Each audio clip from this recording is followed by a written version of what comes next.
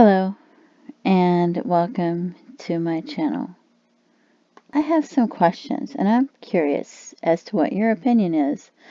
Brian and Gabby, they were posting on Instagram on average about every 2 days. Then suddenly they stopped posting for 12 days. Do you think that seems a little strange? Where are all the photos and Instagram posts for those 12 days? Within those 12 days, they seem to have traveled from Canyonlands National Park to Moab, Utah, which is 35 minutes away, a 35-minute drive. I noticed in an interview that someone had mentioned that Brian and Gabby had planned on camping at two different campsites that were both minutes from where Kylen and Crystal were murdered. Did they camp in those areas?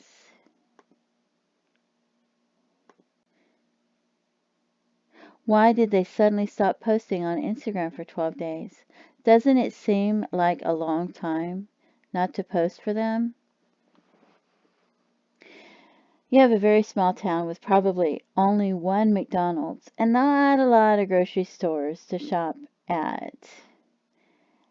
And it would seem that they had been in the area for at least 12 days, and maybe more, even if he did not kill those girls. Don't you imagine that they would have met and talked on more than one occasion? Then they get in this huge fight in Moab, Utah, across the street from the grocery store where Kylen Shulte worked, with Brian taking Gabby's phone away from her so that she had to have the police officer get it back for her. Why did he take her phone away from her? Was there something on her phone? What was so important about her phone that he wanted it so much? Him and Gabby fought outside of the grocery store where Kylen worked at, which is next to Trailhead, where Crystal was going to start a new job soon after spending 6 hours right there at the coffee shop, him and Gabby, while Kylen was working. Is it possible that they did not meet, Kylen and Crystal? Then he stayed the night in a motel that was a 2-minute walk from that grocery store where Kylen worked. And then Brian posts on the 13th, Friday the 13th, in Moab, Utah, his last Instagram post. The lady who found her friends dead thought they were probably killed late at night on Friday the 13th or in the wee hours of the next morning. Brian's last post shows he is in Moab, Utah, where he is eating honeydew melon that I would think he must have purchased where Kylen worked. It appears to be at dawn or dusk. Did he walk over to that store Friday morning from the hotel and purchase the melon from Kylen, one of the girls that was murdered? Where else would he have purchased it? Do you think that there is any way he had not met her? I find the photo very creepy, not just because it is Friday the 13th or that it is dark outside, and I don't know if it is just after sundown or maybe I don't know if it's just after sunup or maybe even just before sundown, but because I feel like he purchased that honeydew melon from a girl who was murdered and posted the photo possibly hours before she was murdered. If I was a killer and I was going to kill someone and I wanted to make a memory of it, that might be a good way to do it. Yet, it still could be a coincidence. Was it a coincidence that the girls were killed with Brian and Gabby in that area? Does it seem odd that there were no photos shown on Instagram of Brian and Gabby on LaSalle Loop Road? Or that there were no photos or Instagram posts from August 1st to August 12th? Is it true that Brian and Gabby were planning on camping in that area just minutes from the girls? just minutes from the campsite where Kylen and Crystal camped at and were murdered. Did Gabby and Brian meet Kylen and Crystal? And where did he purchase that honeydew melon he was eating at the Arches if he didn't purchase it from Kylen? Has anyone been arrested yet for Kylen and Crystal's murder? There was a wedding taking place the weekend that the girls were murdered. Right there. And then again, we have no post for 6 more days.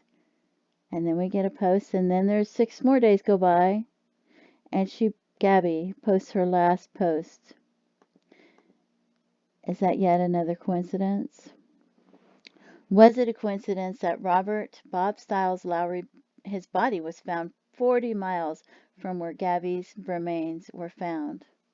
Is it all just a coincidence?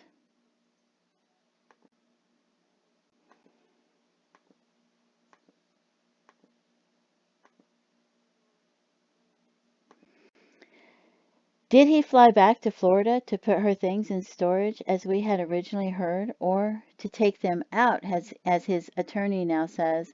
Does spending $350 to $500 to fly round trip to save $50 a month for 2 months, does that equal saving money?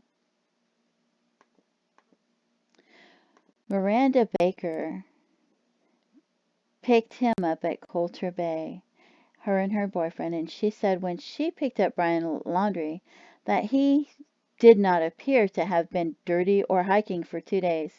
She said he had on a backpack, long sleeves, pants, hiking boots. He did not appear to even have a cell phone, and the only thing he had in his backpack was a tarp that he said he had been sleeping on. No blanket, no tent, no soap, no change of clothing, just a tarp. Yet he claimed he had been hiking for 2 days along Snake River.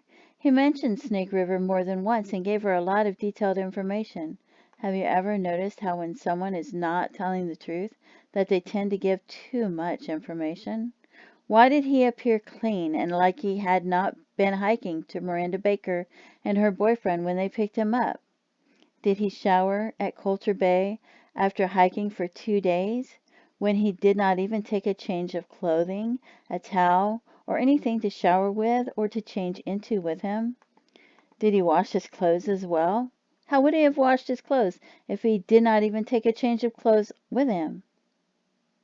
How did he hike for 2 days with no food or water?